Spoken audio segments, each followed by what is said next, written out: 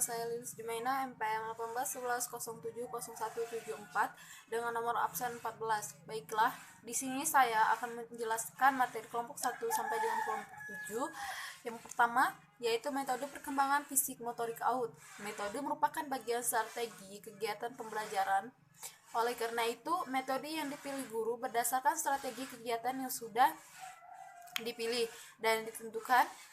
Metode juga merupakan cara untuk mencapai tujuan belajar. Setiap guru akan menggunakan metode sesuai dengan gaya laksana kegiatan pembelajarannya.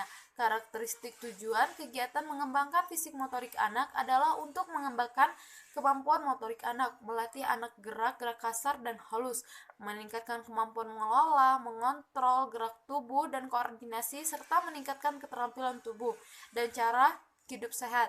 Metode yang digunakan adalah metode kegiatan yang dapat memicu semua kegiatan yang perlu dikembangkan anak, seperti kegiatan motorik halus. Anak dapat memberikan aktivitas menggambar, melipat, membentuk, dan sebagainya.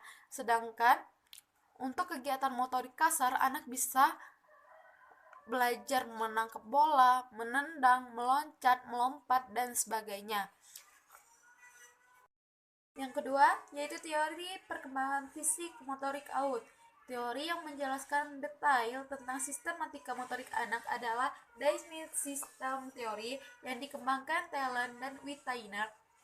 Teori tersebut mengungkapkan bahwa membangun kemampuan motorik anak harus mempersepsikan suatu lingkungannya yang memotivasi mereka melakukan sesuatu dan digunakan persepsi mereka tersebut untuk bergerak.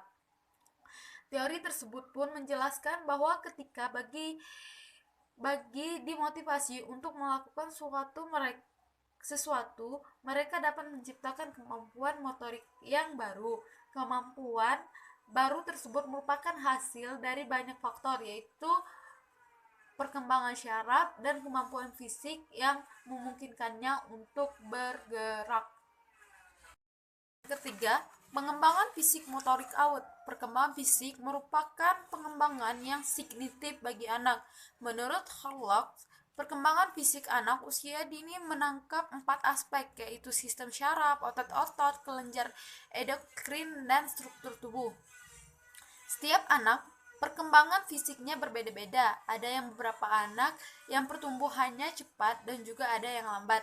Seiring dengan perkembangan anak beranjak matang, perkembangan motorik anak sudah dapat terkoordinasi dengan baik. Setiap geraknya sudah selaras dengan kebutuhan dan minatnya. Masa ini ditandai dengan kelebihan gerak atau aktivitas. Perkembangan fisik motorik anak dilihat dari 2 aspek, yaitu motorik kasar dan motorik halus. Yaitu tahap perkembangan dan perkembangan fisik motorik anak AUD. Perkembangan ini banyak yang bertanggapan bahwa perkembangan fisik anak dan motorik anak dapat berkembang dari unsur kematangan dan pengendalian gerak tubuh seorang anak. Adapun awal yang dialami seorang anak yaitu motorik kasar yang sering ditandai dengan seorang anak yang selalu bermain, sedangkan seperti motorik halus dengan mulanya anak berkembang seperti memegang benda-benda di sekitarnya. Tahap-tahap perkembangan fisik motorik anak usia dini yaitu perkembangan anak 0 sampai 1 tahun. Anak sudah bisa mulai bergerak, tengkurap sampai dengan duduk. Perkembangan anak 1 sampai 3 tahun secara fisik, perkembangan balita akan tampak seperti tinggi badan, berat badan, otot, dan penglihatan. Perkembangan anak 4 sampai dengan usia 6 tahun. Transformasi fisik, perkembangan gerak, perkembangan koordinasi mata dan tangan. Yang kelima, yaitu indikator pencapaian perkembangan motorik kasar. Pengertian motorik kasar. Motorik kasar adalah kemampuan anak beraktivitas dengan menggunakan alat-alat besar. Kemampuan ini untuk meningkatkan kualitas hidup anak. Kemampuan gerak dasar pada prinsip motorik kasar merupakan gerak otot-otot besar, yakni gerak yang dihasilkan otot-otot besar. Perkembangan motorik adalah proses tumbuh kembang kemampuan gerak jasmani melalui syaraf, otak syaraf, dan otak koordinasi. Secara mengembangkan kemampuan motorik kasar, anak usia dini yaitu ada 4: berjalan, berlari, melompat, dan meloncat. Indikator pencapaian perkembangan motorik kasar pada anak usia dini yaitu adalah pencapaian perkembangan anak yang dilihat atau yang bisa kita pantau dari anak tersebut, yaitu indikator pencapaian perkembangan motorik halus anak. Motorik halus adalah gerak-gerak yang diatur secara halus, seperti menggenggam mainan, mengancingkan baju, ataupun melakukan apa yang memerlukan keterampilan tangan. Perkembangan motorik halus anak yang awal perkembangannya adalah umur 2 tahun pertama. Bayi sudah bisa meraih dan menggenggam. Indikator pencapaian anak usia dini. Indikator pencapaian perkembangan adalah penanda perkembangan spesifik, terukur, memantau, atau menilai. 2. Perkembangan merupakan kontinum atau rentang perkembangan sejak lahir. Ketiga, indikator pencapaian berfungsi memantau perkembangan anak usia dini.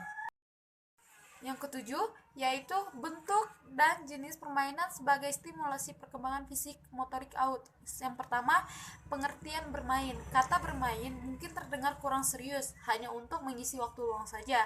Padahal bagi anak-anak, kegiatan bermain merupakan kegiatan yang sangat mutlak dibutuhkan. Sebab di dunia anak adalah dunia bermain. Menurut Harlock, bermain adalah setiap kegiatan yang dilakukan untuk kesenangan yang ditimbulkan tanpa pertimbangan hasil akhir. Yang kedua, fungsi dan manfaat bermain bagi perkembangan anak usia dini. Bermain berfungsi sebagai pemicu kreativitas anak yang banyak bermain akan meningkatkan kreativitasnya. Fungsi dan manfaat bermain meliputi seluruh aspek perkembangan seperti berikut. Yang A, perkembangan kognitif, B, perkembangan bahasa, C, perkembangan moral, D, perkembangan sosial dan emosional, D, perkembangan fisik, dan F, perkembangan kreativitas.